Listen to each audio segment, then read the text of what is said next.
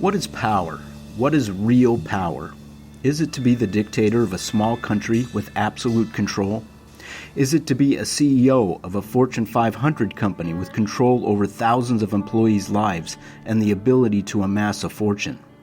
Or is it being the leader of a cult, even if it is a small cult, having absolute control over the actions, behaviors, and thoughts of your followers, to exert such control that followers will kill other people, kill other followers, or even give their own lives at the bidding of their leader? This story is about how one man could hold so much power that he and just 10 of his followers could cripple a city government into inaction and eventually lead civic leaders to the decision to bomb one of their own neighborhoods.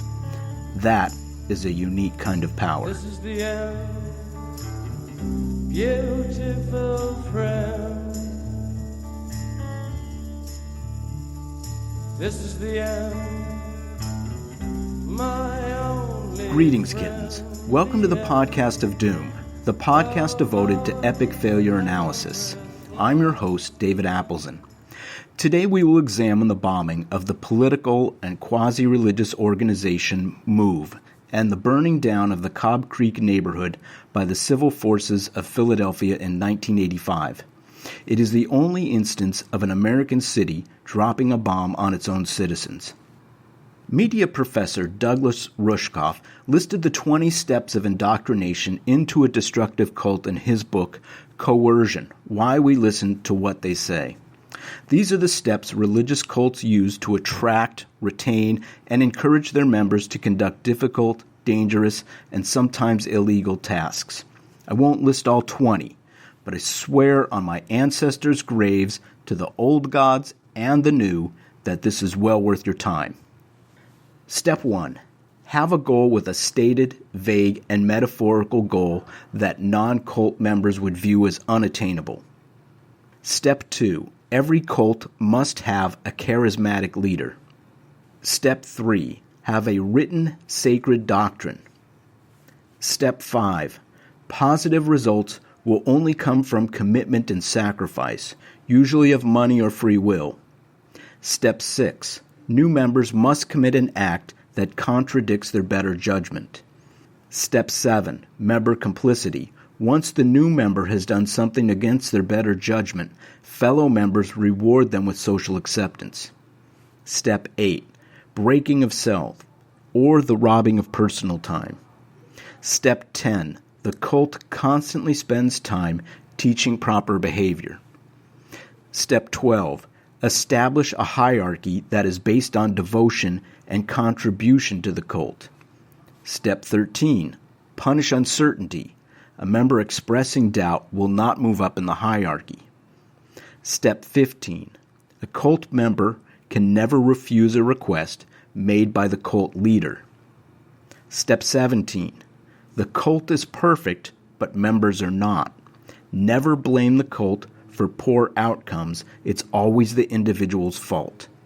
Step 19. Accept the leader's faults. Those at the top will be exposed to immoral behavior. They must allow it and accept it. Step 20. The cult leader is perfection. He is either God or God's favorite.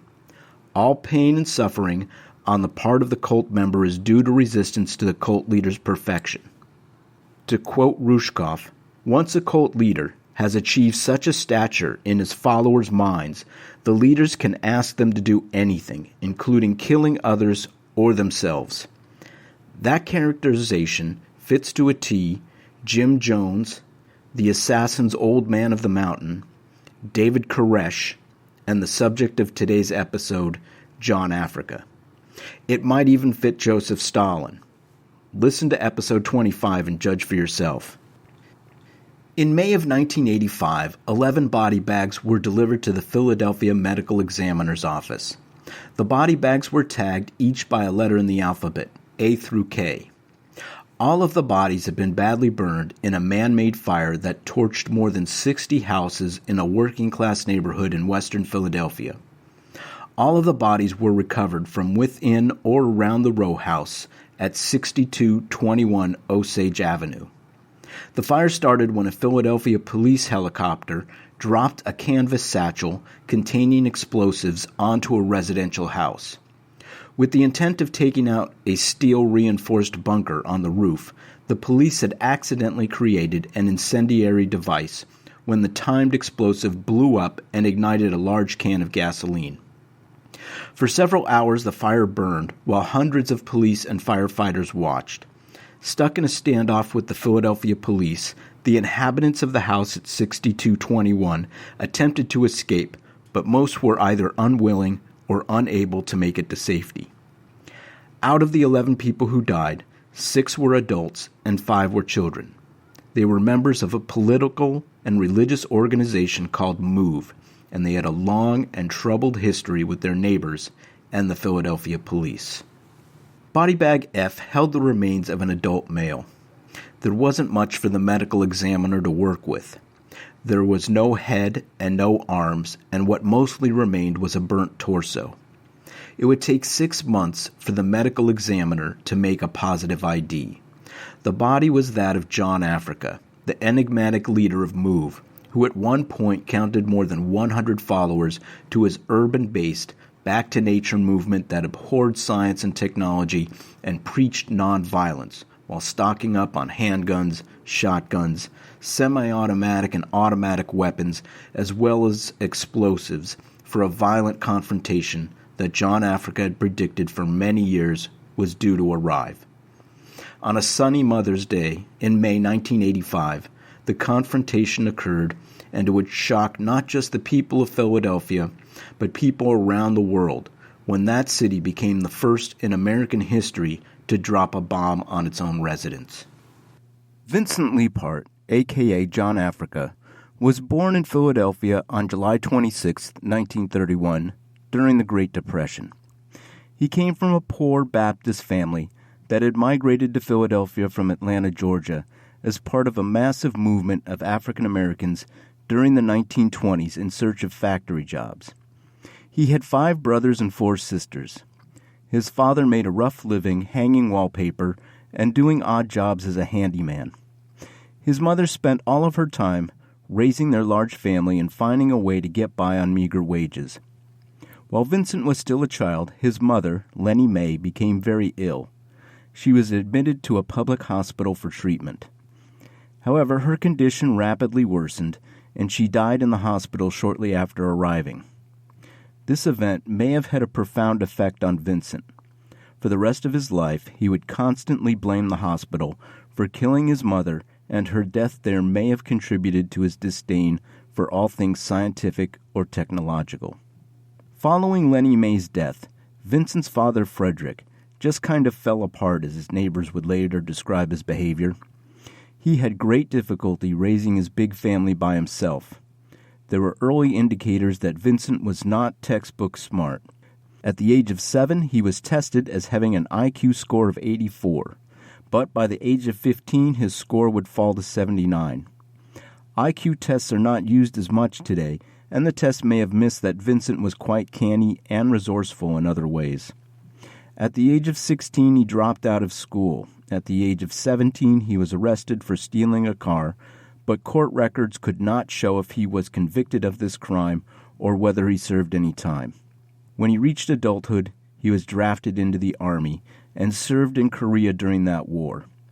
Later in life, he would describe the savage contrast between the glory of a sunrise over the Korean mountains and the ugly gunfire of war. This comparison of the destructive force of man versus the creative beauty of nature would become the focus of his narrative. Following the war, Vincent returned to the United States with the idea of marrying and starting a family.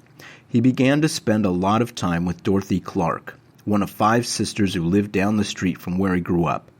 After a long courtship, Vincent and Dorothy, both 29 years of age, were married. In an interview years later, Dorothy would describe the Leaparts as an ordinary married couple. A close friend recalled Dorothy laboring to improve Vincent's reading and writing. She described Vincent as a very level-headed person, very dependable. When he was young, he was handsome, stayed very clean, another friend remembered. He would wear work clothes when he worked, but when he didn't, he wore exceptional-looking clothes. Vincent was a very smooth dresser. He liked nice, tailored clothes, a nice suit, decent shoes. He was also described as a charmer in those days, a vital, cheerful man who loved classical music. He was an enthusiastic talker and debater, a man with firm ideas about everything. He sort of stepped into his father's shoes, recalled the family friend. He took on a lot of responsibility. He was very dynamic, Dorothy said. He always had a spirit of helping others. He was always a person to voice his opinion, but he tried to be just and fair to all. But he was a leader and not a follower. He was a very deep thinker. The couple were unable to bear children, and it is difficult to tell how much this put a strain on their marriage. Vincent would spend a lot of his time away from the house, living in New York City, studying and practicing interior design. Dorothy also seemed to go her own way. In 1965, she began following the teachings of a group known as the Kingdom of Yahweh. It provided an answer for her. The churches weren't giving it to me, she said. I was out for the truth. It was a common refrain during the 1960s. She followed the teachings of the kingdom's leader, Joseph Jeffers, an eccentric figure who led a breakaway Christian apocalyptic sect that extolled the glories of reincarnation and the power of pyramids. Dorothy swore off meat and adopted a rigorous natural diet. It was the principles of natural law, she said. We do have a separate diet, a healthy diet, fresh vegetables, grains. Her husband, however, did not share her enthusiasm. He was still eating meat, she said. He didn't understand. Later, though, Liebhardt incorporated aspects of the kingdom's vegetarianism and other principles regarding man and nature into the move philosophy. Eventually, after much pleading from Dorothy, Vincent moved back to West Philadelphia. Their marriage deteriorated further. In 1966, Dorothy appeared before a magistrate charging her husband with assault and battery. The case would linger until 1970, when the district attorney's office would drop it for unspecified reasons. In 1967, the couple separated, and Dorothy would see Vincent for the last time in May 1968. Sometime around 1970, Vincent Liebhardt moved to Powelton, a polyglot neighborhood bordering the campuses of the University of Pennsylvania and Drexel University in Philadelphia. He soon became known, even in that unconventional community, for his unorthodox lifestyle. No longer the smooth dresser, Liebhardt would roam the streets trailed by a pack of dogs. In a neighborhood full of students and professors, this unread man who spouted philosophy was something of a curiosity. He was somewhat eccentric, said an acquaintance. But, he fit into the whole range of people who lived in Powelton then, and to a certain extent still do. The village was, and still is, very tolerant. To make a living, Liebhardt walked dogs and sold horse meat as dog food. He also started his own minor craft industry, constructing desks and other furniture, of which no two items looked exactly alike. He had a knack for fixing broken electronics like televisions. He was a naturally kind type person, nice, resonant voice. He didn't talk loud, recalled Roland Goodman, a neighbor who spent many nights talking philosophy with Liebhardt. Anyone who had the time to deal with him, they liked him. When Liebhardt was about to lose his rented row house at 3207 Pearl Street, the housing co-op, Community Housing Incorporated, stepped in and bought it so he could remain. It was a typical act of goodwill that the co-op commonly performed, but in this case would eventually regret. Behind Vincent's congenial facade lived an iron-willed man who once told a friend that his minimalist lifestyle was a way of testing himself, to see how he could survive. Says the friend, "He thought most people were weaklings." Said another neighbor, "At that time I thought if you overlooked the dogs, and if you overlooked the hair, which was in the Rastafarian style, he was a very gentle man." No one knows for certain when Vincent Liebhardt first met Donald Glassy. But about a year after Liebhardt moved to Pearl Street, he was regularly seen with Glassy, a 24-year-old white man, usually seen carrying books and papers. "I thought he was some kind of school teacher," a neighbor said. And in a manner of speaking, he was. Donald Glassy had recently earned his master's degree from the University of Pennsylvania, and had secured a position as an instructor at the Community College of Philadelphia. In contrast to Liebhardt, Glassy had grown up in a white, upper-middle-class community in southern New Jersey. Like many young people of his time who had just witnessed the unfortunate assassinations of the Kennedys, Martin Luther King, and the unfolding of the disastrous war in Vietnam, he was looking for answers in new, unexplored places. Liebhardt had some answers for some questions I had, Glassy said. I was trying to find myself. He certainly did seem to be sort of tuned in, or at least he certainly did so in the beginning. Vincent invited his sisters, Laverne and Louise, to attend one of the classes Glassy was teaching at the college. The class, probably with no oversight from the college administration, was instructing students on many of the principles Liebhardt was forming at that time. The movement had its first core group of members. Glassy described Liebhardt as a very gentle and warm-loving type person. Glassy said to him, "You have some fascinating ideas here. You should write them down." And Vincent said, "That's a great idea, but I can't write very well." I said, "I can take care of that for you." And we started. The result would be known as the Book of Guidelines, a 300-page tome that would lay out the tenets of Liebhardt's anti-technology, back-to-nature philosophy. I took it down and I organized it, put sections together, but it was totally 100% his words, Glassy said. Many people don't believe that, but it was true. Much of it was some of the strangest prose I'd ever read, said one former co-op member who got an early glance of the manuscript. The metaphor I remember was cloaked in vomit, and it was filled with metaphors like that. The book was filled with an accusatory tone, attacking science and technology. Glassy said, "He was kind of a local philosopher, and I found the philosophy that he was espousing to be attractive. It was basically a philosophy that the world is beset by problems, and the analysis was because humanity is not living in harmony with natural laws and natural principles, and that if we would just gradually return to living in harmony with nature, then gradually our problems would be solved."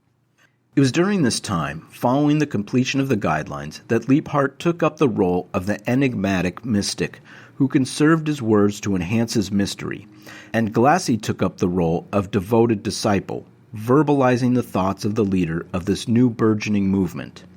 The less Liebhardt spoke and appeared in public, the more he became a figure of power and interest to others. Before long, Liebhardt and Glassy gave Powelton its first taste of what became the MOVE lifestyle. MOVE being not an acronym, but a condensed version of the group's early name, the Community Action Movement. MOVE refused to use roach spray in their apartments for fear it would harm their dogs. Soon the entire building became infested. Finally, a delegation of 3 co-op members confronted them. Vince came out and was really adamant and hostile for the first time, says one of the 3. He said, in effect, "If you're not with me, you're against me." That became the MOVE line. "The poison that came out of him," former co-member Jack Wright said. "I was shocked. Up to that point, I'd only seen Vincent in a very positive light. He told me that people should work to support him. That's how he viewed the co-op, that people who were working should work to support others. He told me he viewed me as an enemy. My response was, 'Well, if that's the case, Vince, you've been playing me for a sucker.'" It was also around this time that Vincent Liebhardt began using the name John Africa, generally as a nod to the origin of black people, but sometimes as a recognition that all people originally came from Africa. All new members took up the surname of Africa. They also were known for wearing their hair in the Rastafarian or dreadlock style. For Vincent, there really was a noticeable transition from one identity to the other, Vincent Liebhardt and John Africa. Vince was presented as the guru, says a neighbor who watched MOVE gather strength. Vince was being turned into a godlike figure. The transition from Vince Liebhardt to John Africa took about a year and a half, until people never knew about a Vince Liebhardt. They only knew about John Africa. He drew many of his early supporters from the disenfranchised and disempowered, former prostitutes, petty criminals, former drug users. One early member was Delbert Orr, a former Black Panther member from Chicago. In the beginning, the movement stuck to its oppression of man over nature theme, MOVE members picketed the zoo, demanding that its animals be set free. They demonstrated outside a pet store. "We don't see any difference between putting Jews in Auschwitz, name-palming Vietnam, or enslaving black people and enslaving puppies," Glassie declared at the time. The biggest early headlines came when MOVE members handcuffed talk show host Mike Douglas in his studio to retaliate for an episode in which an errant chimpanzee had been shot with a tranquilizer dart after being handcuffed and running amok during a taping. John Africa had a sixth sense for obtaining free publicity. They were a regular sight at any event happening in the city. Their trademarks were their loud, non-stop, obscenity-laden speeches and their seeming opposition to everything. They protested Jane Fonda and Buckminster Fuller while denouncing African-American comic and political activist Dick Gregory for stealing their ideas. MOVE members were not afraid to get arrested. In fact, John Africa encouraged it. One of MOVE's initial targets were the people who had helped John Africa keep his first Powelton house, the members of the housing co-op. He had a falling out with the group when they demanded he take care of his cockroach problem, and he demanded that they learn to live with it. He quit the group in the fall of 1973. The houses of co-op leaders were picketed and their lives repeatedly threatened. As they walked down the street, they were encircled, cursed, and shoved. In perhaps the most violent incident up to that time, a MOVE member kicked co-op member Jack Wright in the face, breaking his nose, because Wright had refused a nod hello when the two passed in a hallway. In 1974, Glassie purchased a home right across the street from John Africa's former residence for $4,800, a remarkably small amount even for that time. Glassie encouraged many MOVE members to take up residence there. To raise money, MOVE used a hose and a bucket and set up a car wash in front of their house. Members removed all of the furniture and slept on the floor in sleeping bags. Paint was chipped off the wall for fear it contained lead, and since this was 1974, it probably did. Shortly after, they took legal possession of the property next door. While his 40 or so followers clashed almost daily with the authorities, tallying hundreds of arrests, never once was John Africa picked up. He always made sure he had no public role from the very beginning. He made sure he wouldn't be identified, recalls a former MOVE member. He might be there, but he would be in the background, sitting down the street somewhere. Before long, the neighbors were plagued by rats and foul odors, and the headquarters grew into an ominous compound surrounded by a stockade. But if MOVE had gained a few enemies, there remained many loyal friends. Though John Africa's ideas had only the vaguest political content, his group operated with radical trappings that readily found welcome in Powelton. It was a time and a place when many people were looking for alternative solutions. Co-op members who tried to convince Powelton neighbors and city authorities that MOVE was a genuine threat often found themselves being damned as racists. In 7 years, Leiphart, this gentle man they invited into their group, this non-threatening guy who sat quietly at meetings, had completely short-circuited the organization. Its members now broke into bitter factional disputes, quarreling about whether MOVE sympathizers should be permitted into other co-op houses and suing each other in court over proposed sales of other co-op properties. Co-op members began lodging formal complaints to the Philadelphia police to intervene and stop the violence. On March 28, 1975, MOVE members held a coming home party for 7 members returning to Powelton after serving jail terms. Neighbors complained of the noise caused by the partiers, and the police were called to investigate. Immediately upon their arrival, Chucky Africa, John's nephew, began shouting at the police, suggesting they were being harassed. After that, details are difficult to parse. Bricks were thrown at the police, MOVE members were attacked with nightsticks, 6 policemen were sent to the hospital, and numerous MOVE members were sent back to jail. The next day, Merle Austin Africa held an impromptu press conference outside the house. He announced that the police had beaten Janine Phillips Africa so badly that she fell on top of her infant son. He went on to say, The police continued beating her and stomping her until her son had been crushed to death. The press asked to see the body. Merle demurred, telling reporters that MOVE had already buried the body. The story appeared to be going away when James Link, a photographer for the Philadelphia Inquirer, received a phone call. "Bring your camera," Robert Africa told him. "There is going to be an announcement." Link and reporter Alan Karasik were surprised by what they saw inside the house. Dozens of dogs roamed around in the yard. The children were hardly dressed for the winter weather, and the back area was littered with debris. An hour later, the reporters were surprised when they were joined by members of the Philadelphia City Council. Later that evening, Link was taken upstairs and told to bring his camera. When Karasik received a note saying MOVE had the baby, she rushed upstairs to join him. They were shown an infant body in a cardboard box. The box, filled with dirt, appeared to have been just dug up.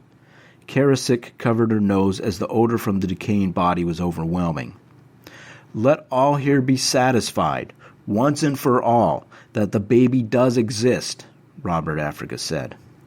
But where was the evidence? No autopsy had been performed. When did the baby die? How did it die? Who were the baby's parents? MOVE would not agree to a coroner's examination. The issue was never resolved. But after the incident, MOVE's actions were directed toward their perceived persecution by government authorities, and those authorities' interests in finding out what was really going on inside the MOVE house. In the months that followed, MOVE became a more militant organization. MOVE began openly drilling in military formation and practicing the art of self-defense. Glassy and others were acquiring guns and explosives. These actions drew the attention of national agencies like the FBI and the Bureau of Alcohol, Tobacco, and Firearms. In May of 1977, there was a confrontation between MOVE members and the police. Sheriff's deputies had arrived to evict a MOVE member from a neighboring house. A dozen MOVE members surrounded the house wearing military fatigues and bearing pistols, sawed-off shotguns, and rifles. More than 200 police responded to back up the sheriff's deputies. MOVE then released the following statement. "Don't attempt to enter MOVE headquarters or harm MOVE people unless you want an international incident. We are prepared to hit reservoirs, empty hotels and apartment houses, close factories, and tie up traffic in major cities of Europe. We are equipped, well-trained, and experts in guerrilla tactics. We are not a bunch of frustrated, middle-class college students, irrational radicals, or confused terrorists.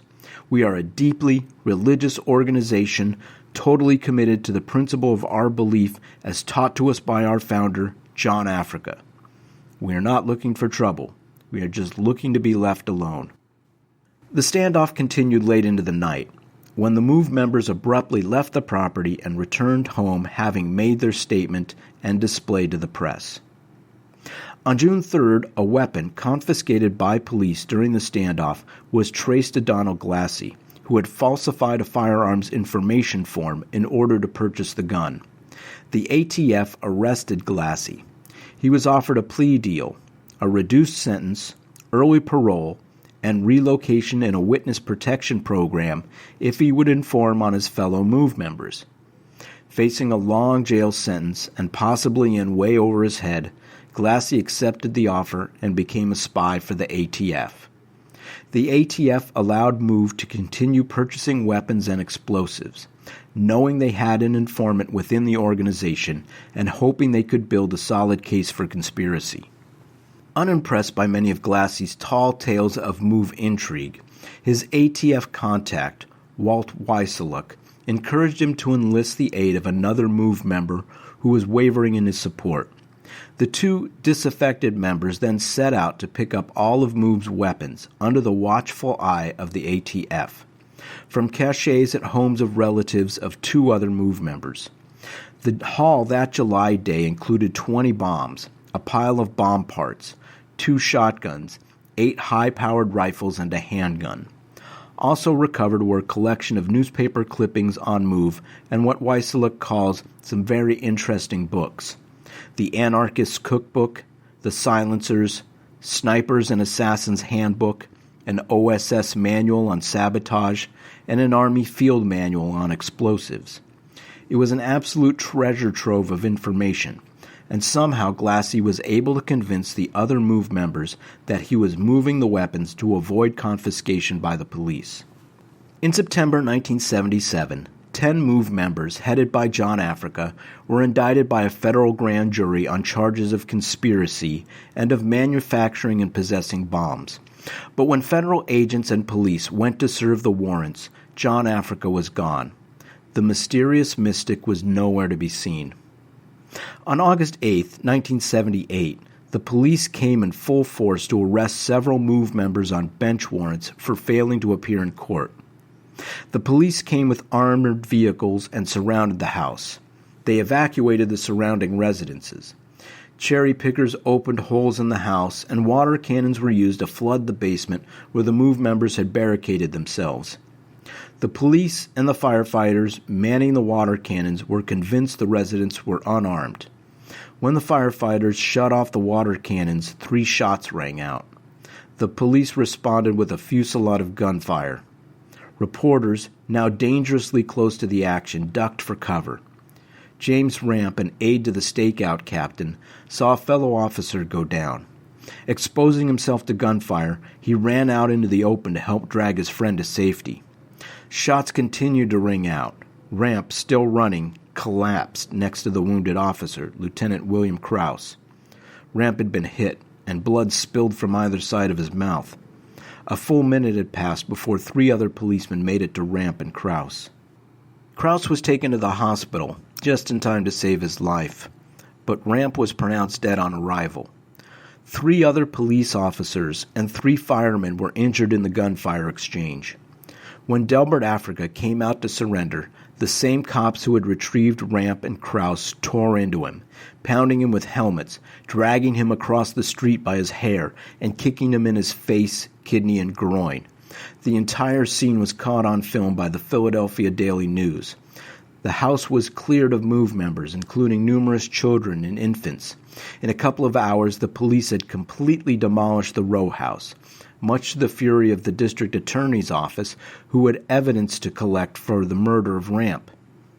With no key witnesses and a case built almost entirely on circumstantial evidence, a jury convicted 11 MOVE members of murdering Officer James Ramp. Once again, John Africa was not among them. He had not been present for the activities that took place on August 8th. In 1981, 3 officers were arraigned for the savage beating of Delbert Africa. Photos and videotape of the beating supplied ample evidence of their actions on that day. They were easily identified in the videos and photos, but the case never went to a jury trial. Judge Stanley Kubacki acquitted all 3 officers, saying, "Philadelphia is bleeding to death because of the MOVE tragedy. No verdict will stanch the flow of blood. It can only be stopped by setting up a lightning rod. I will be that lightning rod." That is clear, unequivocal judicial activism. Don't settle for anything less. When a judge directly tells you he will take the law into his own hands, it doesn't get any more active than that. Meanwhile, John Africa had relocated to Rochester, New York, 340 miles north of Philadelphia, purchasing a house in a city that was 33% African American. But he could not keep his identity secret for long. ATF agent Weiseluk tracked John Africa down and surrounded him while he was out walking his dogs. He was transferred back to Philadelphia, where he was arraigned on conspiracy and weapons violations charges. John Africa was finally going to have his day in court. Federal prosecutors felt that they had a rock-solid case. There was Glassy's testimony, confiscated weapons, the weapons that Glassy had collected, and the testimony of federal agents. John Africa even acted as his own defense attorney. He never responded to the charges laid against him. Instead, he made it a show trial for his powers as a miracle worker. For that, he had many active MOVE members who would attest to his miraculous ability to cure people of their illnesses, drug addictions, and prostitution. They credited him with stopping police bullets, bringing rain when they needed water, and claimed he was a perfect being. In his closing argument, John Africa, often referred to as Vincent Africa by his followers, presented his closing argument. I am fighting for the air that you've got to breathe, and I am fighting for water that you've got to drink.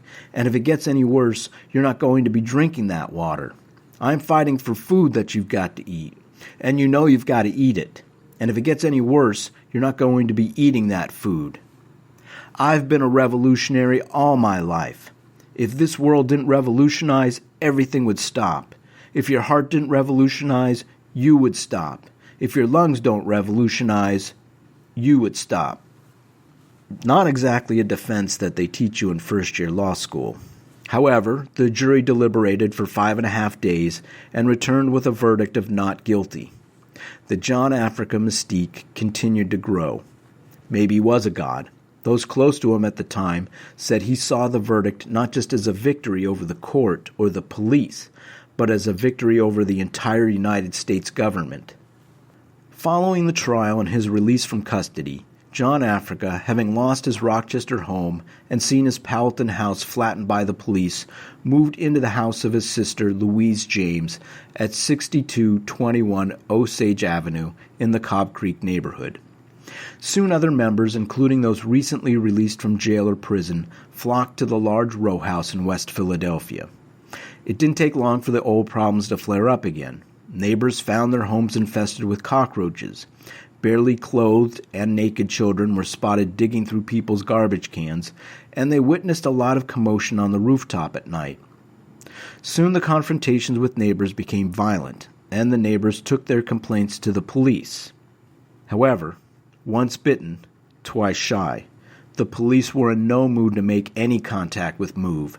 There was hope that the election of Black Mayor Wilson Goode would bring a resolution to the problem of MOVE's presence in West Philadelphia. It turned out Wilson had no plan for dealing with MOVE. He continued the old policies of avoidance. In 1983, MOVE members began to display hostility toward Louise James, John Africa's sister and the owner of the house at 6221 Osage. They accused her of not being a fully devoted member. She was not enthused by the changes her brother and his followers were making. The windows of her house were boarded up, walls were knocked out to allow for communal living, her phone bills were run up, and her mail was intercepted. Louise had become a prisoner in her own house. John Africa ordered her son, Frank, to beat his mother after she refused to allow her niece to marry a MOVE member against her will. Another time, Frank was ordered to beat his mother so harshly that she started vomiting violently. Eventually, Louise James managed to escape and move in with her sister Laverne, who in turn was constantly harassed by phone by MOVE members. Then John Africa took up a new tactic in order to gain more control. He told the MOVE children to hate their parents, that they were not their real parents, and that John Africa was both their mother and father, and if necessary, someday the children might be called upon to cycle or kill their parents by John. By late 1983, John Africa had become obsessed with obtaining the release of the MOVE members who were in prison for the murder of Officer Ramp. All of his efforts within the law had failed. On Christmas Day of that year, he took up a new strategy. MOVE members would shout obscenities and pleas for the release of their fellow members from a PA speaker. They would do this for hours on end. When police were called in to investigate, their patrol cars took off in haste once they realized the disturbance was coming from a house occupied by MOVE. When the neighbors personally confronted MOVE, they were told to go to City Hall to lodge a complaint. John Africa was trying to force a showdown between himself and City Hall.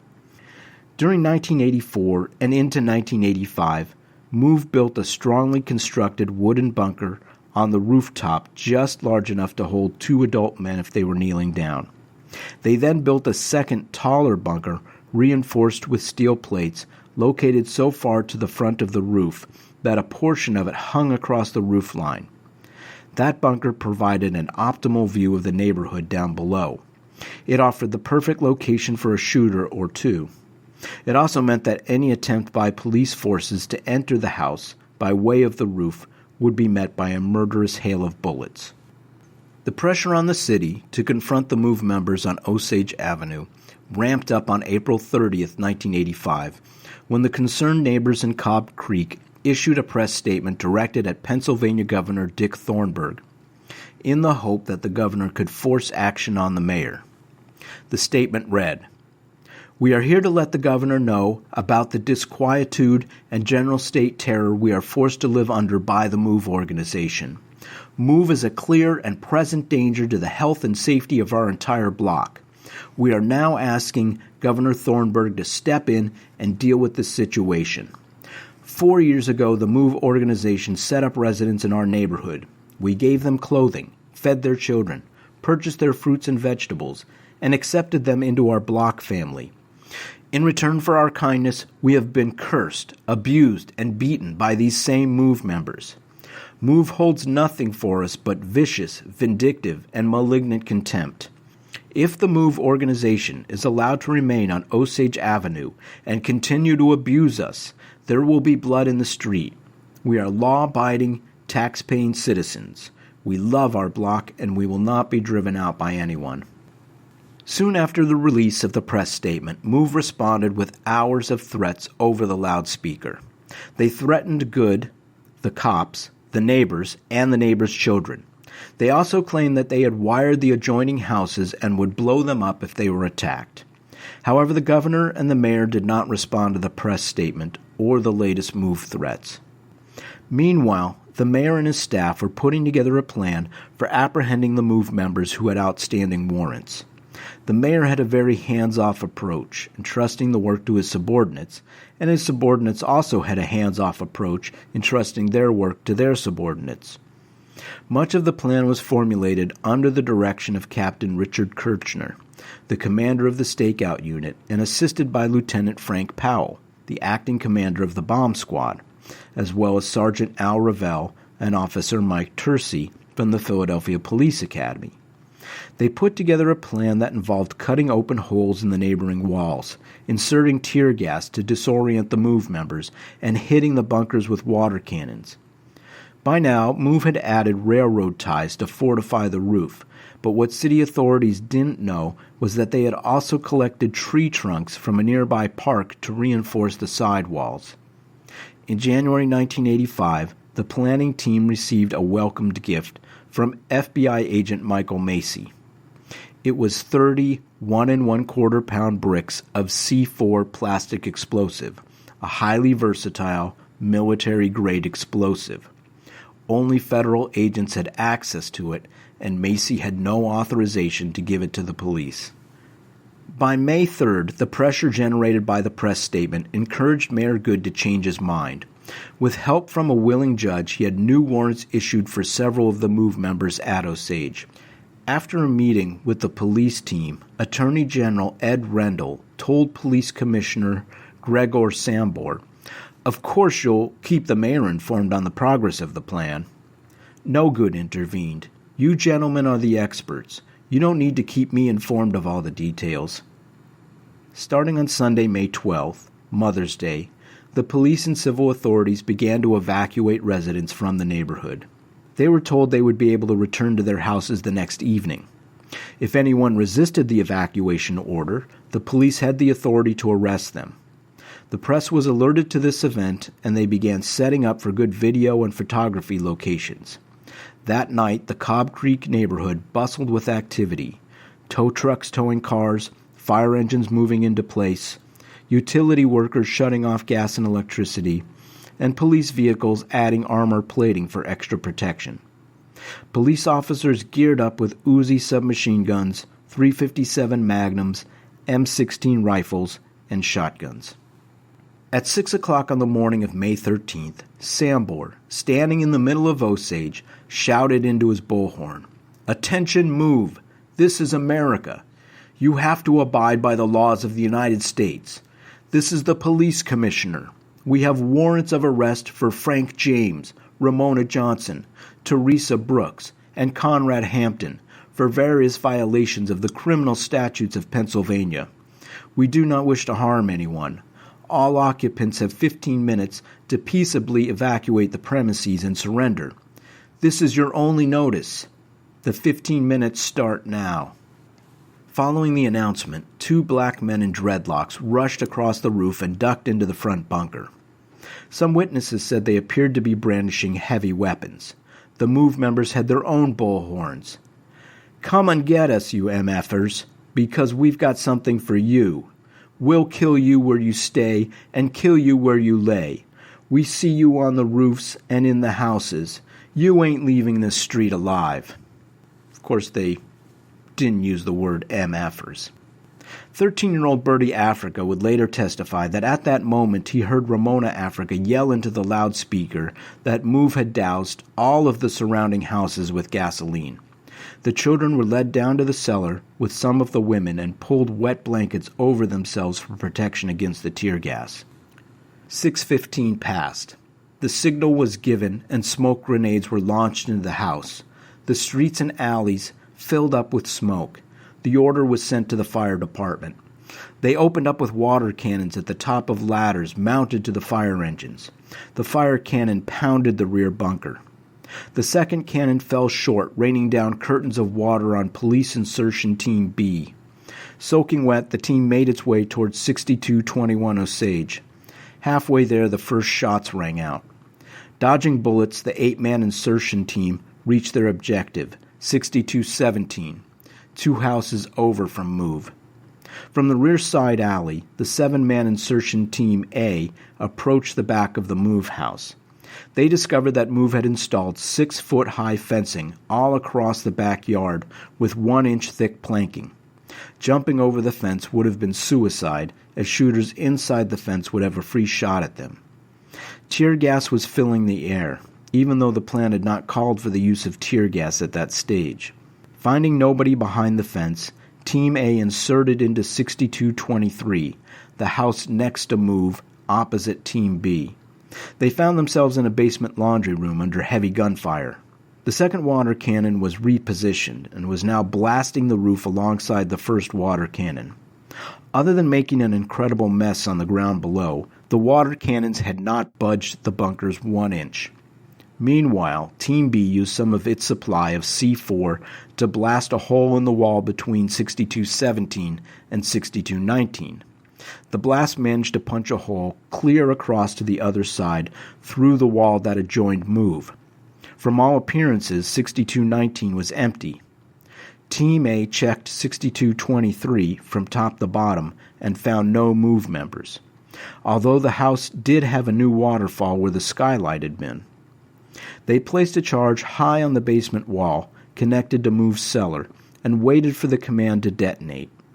The A-team and B-team charges were planned to blow at the same time for maximum effect. Sergeant Ed Connor, commander of Team B, stepped through the bomb-blasted hole into 6219. He was met by a hail of bullets from 3 different locations. Diving back into 6217, he felt a bullet hit his spine. "I'm hit! I can't move," he screamed. The bullet had pierced his jumpsuit, but he had been saved by his protective vest. Minutes later, he regained feeling in both his legs. Flashbang grenades were thrown through the hole, but the firing continued. Connor took aim at the MOVE Sun Porch fortifications, where the heaviest firing was coming from his Uzi. A woman was heard screaming from within the fortifications. Against the wishes of his team, Connor put together another bomb using a 1 1/4 pound brick of C4. The team members slid Officer Muldowney to the edge of the 6219 porch, and he tossed the explosive onto the MOVE porch. The blast reduced the 6219 Sun porch to splinters, but the MOVE porch remained standing. Connor asked for a bigger charge this time. His team agreed, but secretly made the charge the same size as the last, thinking any bigger of a bang would bring the whole structure down on top of them. This time the blast threw half of the MOVE porch out onto the street. That was when the officers discovered that MOVE had built what looked like a log cabin made out of heavy tree trunks inside their sun porch. It even had ports for rifle barrels. Looking into the crawl space above, one of the officers swore he saw a human body with its decapitated head resting between the knees. But once again, Team B faced a heavy hail of bullets coming from 6219. MOVE was occupying 2 houses, if not 3. Connor radioed the command post. They were stalemated. The plan would have to proceed without Team B. Following Team B's stalemate, Officer Klein of Team A detonated the bomb placed on the basement wall. The explosion didn't go as planned, with most of the force of the explosion coming back into 6223. The stairs to the basement were knocked out, and hundreds of cockroaches were disturbed from their nests and rained down on top of Officer Klein. There was no sense in setting another charge in the basement. The joists holding up the house were already loose. Klein scrambled up the remains of the stairs to the second floor. Powell decided that they would set off another charge upstairs. That explosion knocked Klein off his feet and sent him flying backwards. However, it did not breach the walls. Powell prepared to use his third and last charge at the same location as the second, hoping the weakened walls would give. But as they were setting the explosives, they came under heavy attack from Move. Klein was hit in the knee and the hand, bleeding from both injuries. All of Team A clambered into a nearby closet except for Klein, who couldn't fit. Then things suddenly went very quiet. Klein could hear the sound of heavy breathing right next to his ear. It was Officer Larkamp. He was hyperventilating. His face was pale white and he was gasping for air. Powell ordered the team to evacuate Larkamp from 6223 to a nearby ambulance. From the second floor of 6217, Connor poked a periscope up through the skylight. He was checking out the front rooftop bunker. It looked crude, almost juvenile in construction. Then something caught his eye. The inside of the bunker contained heavy steel plating. Move had managed to abscond with some steel decking, the kind road repair crews use to cover giant holes, the kind that can support large cars and trucks and all kinds of traffic. That bunker was going nowhere. During a break in the shooting, Powell and his team came out of the closet in 6223. Klein was still shaken, but he managed to set the third and final explosive over the area where the second bomb had been detonated. This time the explosion succeeded, and an 18-inch hole was blown into the wall leading to the Move house. Officer Meller brought out a pepper fogger machine, a gas-powered engine designed to fill a room full of tear gas. The engine roared to life, but then sputtered and conked out. Somehow it had been damaged either by bullets or the explosions. Their plan in ruins, the police team improvised by first throwing flashbangs to clear the area, and then tear gas grenades. Some of the tear gas entered Move, but most of it blew back into 6223. After more discussion, Team A decided to try to blow a hole from the second floor of 6223 into the Move basement. More C4 was delivered. The fuse was set, and the team exited the house. Watching from the back alley, Powell thought he had a dud when the expected fuse time expired. Suddenly there was a boom, and the house shuddered. An air conditioning unit flew directly over Powell's head. When Klein re-entered the house, he found the interior completely in ruins. The joists were destroyed, and the house was in danger of collapse. Kicking down the fence planking, Team A tried a final assault. They snuck up to the side of the Move house, and that was when they heard the voices from a drain pipe that ran up to the interior of the house. It was children. The children were supposed to have been kept back from the house after making their daily trip to a nearby park. Somehow the civil affairs officer didn't get or did not comprehend the meaning of the order to apprehend the children. The entire time, the insertion teams thought they were facing only armed militants, not defenseless children. Powell got a call on his radio. "Frank, you guys have to get out of there. Somebody's trying to point a rifle at you." Powell looked up. There was a gun barrel poking out of a window, swiveling in his direction. Team A quickly evacuated down the alley. Both teams took breaks to eat and catch up on some badly needed rest. Already 4 houses had been destroyed. Police stationed on nearby rooftops behind sandbags had been pinned to their positions by gunfire for the entire morning, and there was no plan available to get them out. During the lull, Ramona Africa popped out of the hole in Unit 6223, surveyed the extensive damage while police sharpshooters watched her, and returned to the Move house. Miles away at the Philadelphia Geriatric Center, The city had set up a makeshift command post. There the heads of the various units met to discuss their next move. Lieutenant Powell was woken from a sound sleep to attend the meeting. It was nearly 5 p.m., 11 hours after the initial assault. Police Commissioner Sambor got right to the point. How much plastic explosive would it take to put a hole in the roof and blow the bunker off? Powell: I don't know. 2.5 pounds? Sambor: Can you use a helicopter to drop the charge onto the roof? Powell: Yeah, I think so. Someone else in the room asked, What about the people in the house? Powell: It would be a minimal charge. It shouldn't be dangerous to anyone inside the house. Sambor: Even if they're on the second floor? Powell: Yes, even if they're on the second floor. Managing Director Leo Brooks, Philadelphia's second highest official: What exactly will the explosion do? Klein: It's going to stand the front bunker up on its end and drop it down on the sidewalk. Brooks: What about the people inside the bunker?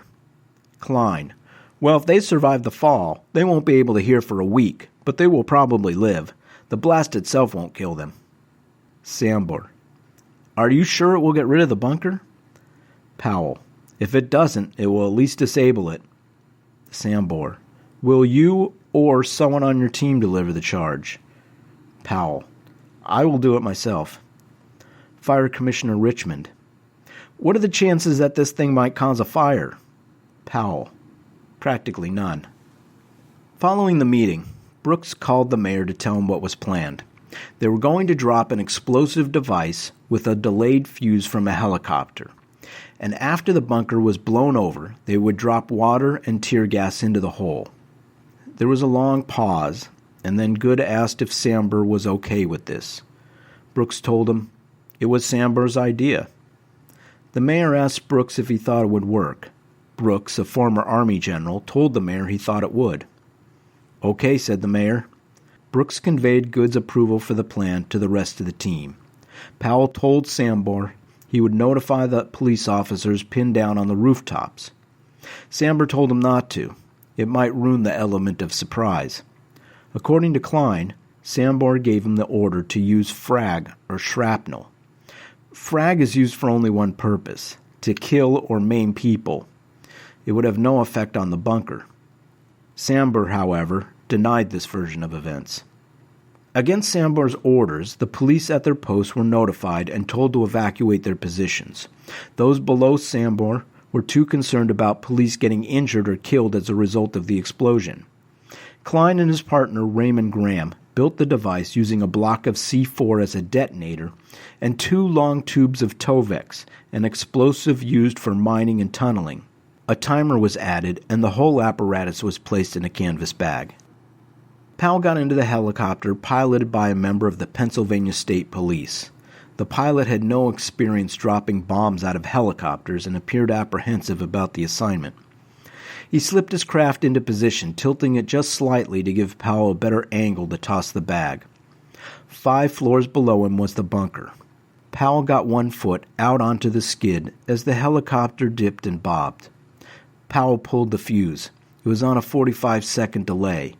But then he held on to the bag, waiting for the helicopter to settle. The pilot was getting nervous.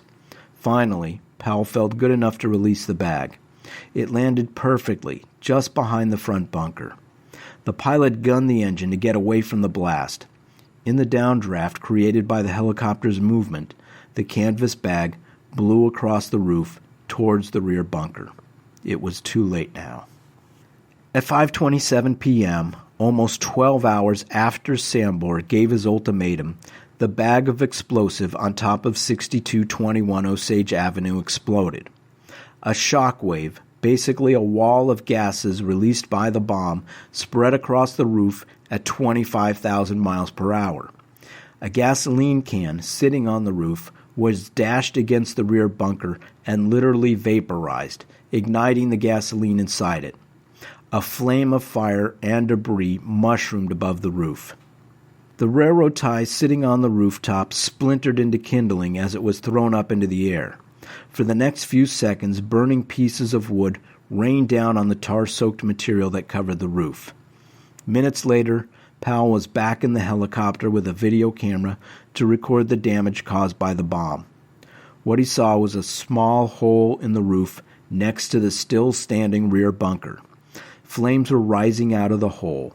The roof was on fire. Fire Commissioner Richmond ordered another fire engine to the scene. His deputy, Frank Scipione, asked what they were going to do about the fire.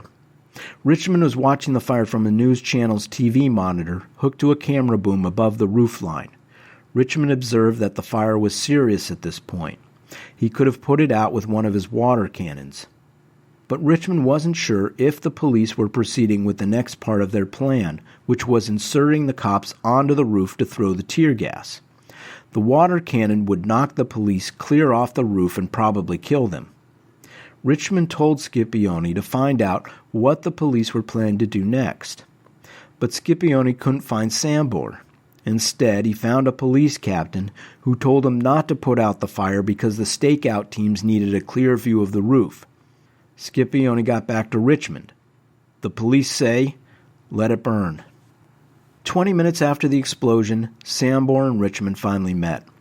Sambor explained that he needed the high ground. He wanted to let the fire burn to neutralize the advantage offered by the bunkers. "If we let it burn, can you control the fire?" Sambor asked. "Yes," Richmond responded. "We should be able to control the fire." Scipione ordered the neighboring houses to be hosed down as a precaution against the fire spreading. But the resulting steam blocked the view of the sharpshooters, and the order was given to stop. Brooks was having a hard time contacting Sambor. By the time he reached him, the rear bunker was engulfed in flames. "Why aren't we putting out the fire?" Brooks asked. "We're trying to neutralize the bunker," Sambor explained. "It's neutralized already." "I want to make sure it is completely destroyed," Sambor said. Brooks lost patience. He gave Sambor a direct order. "Put out the fire." At 6:18 p.m., 30 minutes after the explosion, the bunker disappeared. It had crashed through the roof and entered the interior of the house. At 6:25, the mayor called Brooks. "Why aren't you putting out the fire?" "Mr. Mayor, I just gave the order." But by now, the situation had drastically changed. The fire was now inside 6221, the house the police had spent 12 hours trying to enter to no avail. The water cannons were useless by this point. The only way to put out the fire was to get firemen, with hoses, into the interior of the house. There was only one other problem. Once the fire reached the sun porch, it would blast through to the glass-cased sun porches of the adjoining houses like a fireball through a tunnel. Richmond knew right away the only solution was for Move to surrender. That would still give him time to save their lives and to save the rest of the houses on the block. But there was no surrender. Within minutes, all of the houses on the north side of Osage were on fire. The firemen were forced to fight the flames from a distance outside of Move's shooting range. There was little they could do. The old, dry wooden frames of the houses, aided by the tar paper roofs, acted as perfect kindling and accelerant. Thick black smoke rose like a giant cloud out of Cobb Creek and could be seen from all over Philadelphia. Soon the houses on the south side burst into flame merely from the radiant heat. Officers Bergheyer, Meller, and Tercy were in the back alley when a fireman approached them from the other direction. He wanted to bring a hose up the alleyway and next to the Move house. "You think there are still people alive in there?" the officers asked. "It's possible," said the fireman. The heat was at the top of the house. Smoke was the biggest threat. If there was enough oxygen, the residents could still be alive in the basement. As it turned out, the fireman was correct. Regarding the events that happened in the basement, we rely mostly on the testimony of Michael Moses Ward, a.k.a. Birdie Africa, who was 13 years old at the time. There was only one exit from the basement, through a 2-foot by 2-foot hatch in the barricaded front door. It could only be opened from the inside by using a wrench, and none of the children were strong enough to open it. The adults decided to evacuate the children, and it was Conrad Africa who opened the hatch. "The kids are coming out! The kids are coming out!" yelled the adults. Birdie thought his mother, Rhonda, was behind him, but she wasn't. The children entered a hot and smoky hell scene. Flaming branches and lumber were falling out of the sky, and the driveway was full of debris. With a wall of flames to his right and to his left, Bertie made his way forward, his lungs seared by the heat. Ramona and Conrad helped the children up to a 3-foot wide and 5-foot high elevated walkway that ran parallel to the back alley. Bertie could see Phil Africa ahead of him. The boy's skin was melting off his bones. Bergheyer, Mellor, and Tercy witnessed Ramona scale to the top of the sidewalk and attempt to pull the children up with her. Bertie fell in this process and landed on some burning debris. Conrad and an unidentified MOVE member were shooting back at the police and taking cover behind the smoke. Bertie made another attempt up to the walkway with Ramona's encouragement. This time he fell backwards, hitting his head hard on the concrete. Bergheyer, who had his own son about the same age as Bertie, put down his weapon and went forward to help Ramona and Bertie. Bergheyer, knowing several MOVE rifles were trained on him, moved out into the alley and was soon joined by Tercy, while Mellor stayed back to provide cover for them. Following Bertie's hit to the head, he was staggering and stumbling. The cops knew he couldn't make it forward under his own power.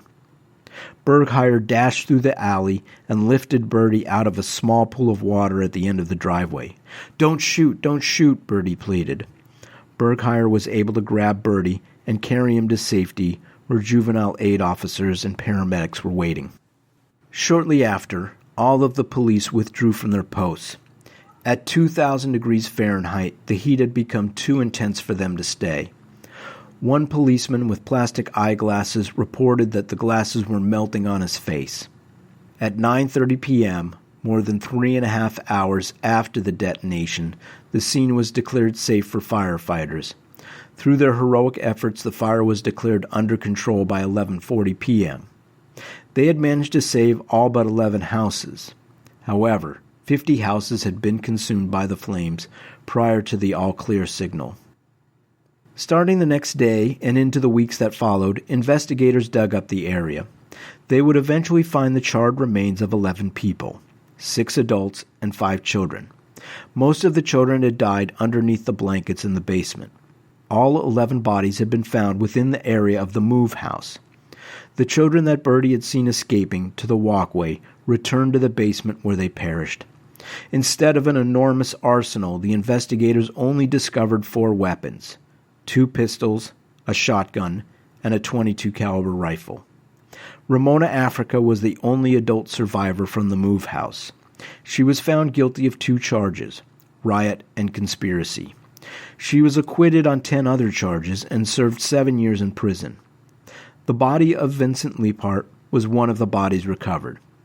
As he had no soot in his lungs or carbon monoxide in his blood samples, it was apparent he died before being consumed by the fire. There's no saying for certain how John Africa died.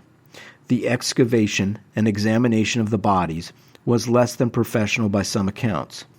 Perhaps the body that the Team B member said he saw inside 6221 Osage with its head lying between its knees was that of John Africa. We will probably never know. Thank you for joining me for the Podcast of Doom. Please feel free to comment regarding your thoughts by emailing me at podcastofdoom@aol.com or visit me at www.thepodcastofdoom.com. I would also like to thank listener KC for suggesting the topic for this episode. Next time we will pick up with part 2 of this episode, Clampdown, MOVE and the Branch Davidians. We will examine the FBI's raid on the Branch Davidian compound outside Waco, Texas in 1993 that ended with the death of 98 people, including some British and Australian foreign nationals. We will also look at some of the fallout, findings, and causes of the MOVE bombings in that episode. Until then, keep your ears pinned and your tail taut.